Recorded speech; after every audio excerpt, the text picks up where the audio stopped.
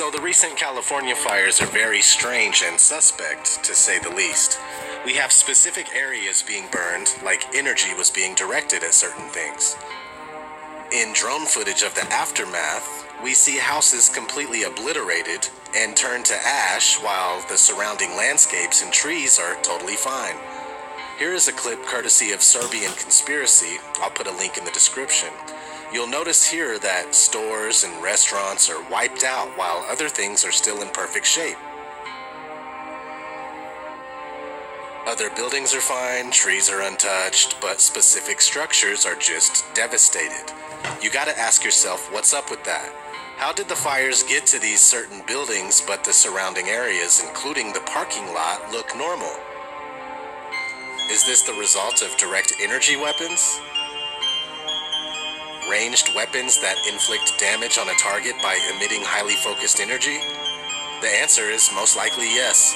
But most people believe that these kind of weapons are just science fiction, due to movies like Austin Powers, for instance. Ladies and gentlemen, we're about to begin phase 2 of our evil project. Or is it phase 3? I don't know phases. Anyways, this is the phase in which we put a giant laser on the moon. As you know, the moon rotates around the Earth like so.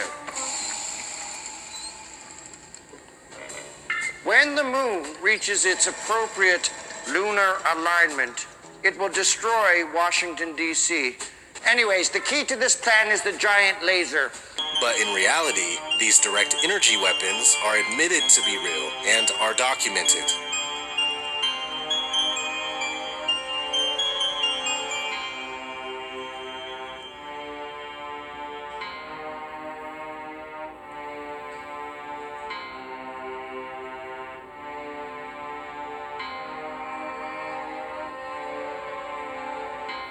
Scientists have been working on this top-secret project since 1974. This laser is capable of unleashing the power of the sun. Enough energy to light up every home in the U.S. or wipe out mankind. What we can do is focus this very high energy into a very small spot for a very short time. And when that happens, we get the conditions that are very much like inside our sun. So you hear that? Now let's watch a clip from YouTube channel In Truth by Grace. Link will be in the description, of course. This is not a carbon fire. This is the only fire in the whole wide world that's considered a forest fire where the forest did not burn. The forest didn't burn here. All the glass melted. All the structural materials that used to be a house have disappeared. They have disappeared. You have a couple of bent poles here, a couple of poles that are bent, but you have absolutely no materials. The houses have not fallen. The houses have disappeared. The materials of these contents of these houses are gone. Let's listen to what they have to say here. She's going to talk a little bit about it. Well, first, let's go here. I want to show you where these fires are, because if you're like me, you didn't know that there were 14 separate fires. How did 14 separate fires start over such a wide area? You guys, this isn't normal. This is not how it works. These homes didn't fall. These homes didn't burn. These homes disappeared. There's nothing left. There's not even a toilet bowl or a bathtub. This is one of the cars or trucks or something that was in this fire, and you'll notice that the glass here, which has a melting point of between 2,600 and 3,000 degrees Fahrenheit, okay? We're talking forge, foundry, furnace temperatures to melt this glass. Glass does not melt on its own, guys. Open air fires do not create this kind of complete combustion of the materials, all right? How did they create a laser with such devastating force? By assembling an array of 192 lasers and aiming them at a single hydrogen pellet the size of a BB. These 192 lasers are linked together by a twisting jungle of tubes that snake through this mammoth 10-story structure, which is the length of 3 football fields.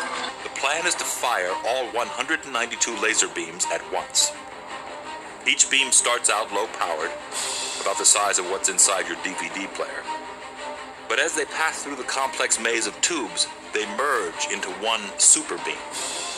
The superbeam fires 500 terawatts of power in 2 billionths of a second, roughly 500 times the entire peak power output of the United States. When that light strikes the hydrogen pellet, it cooks it to over 800 million degrees.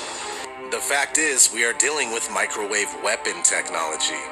How else would this tree catch on fire from the inside? A haunting but mesmerizing scene from the wildfires in Sonoma County. A man came across this tree burning from the inside out. Matthew McDermott was driving around looking for escape routes as multiple fires closed in on the area he was in. The tree appears to be hollowed out by embers and flames. Right? You could look this up. This is all over the news. Tree on fire from the inside. The only time that happens is when trees are struck by lightning, which in itself is a direct energy, right? This whole thing is all messed up. Hurricane after hurricane, which are also able to be created and controlled by man. And now this? And right on cue, we have the Geostorm movie coming out, which has some truth in it. We can control our weather. But it's mostly outer space reinforcement propaganda. The Senate committee will now hear from Jacob Lawson, Climate ISS Chief Coordinator. May the record reflect that he was nearly 1 hour late. Yeah, sorry about that. I literally had to fly in from outer space.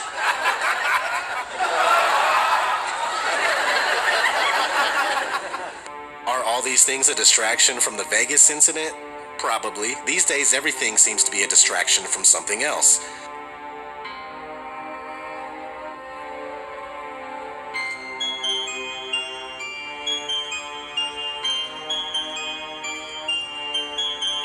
Anyway, I'll put some links for other channels that do a great job at covering these things.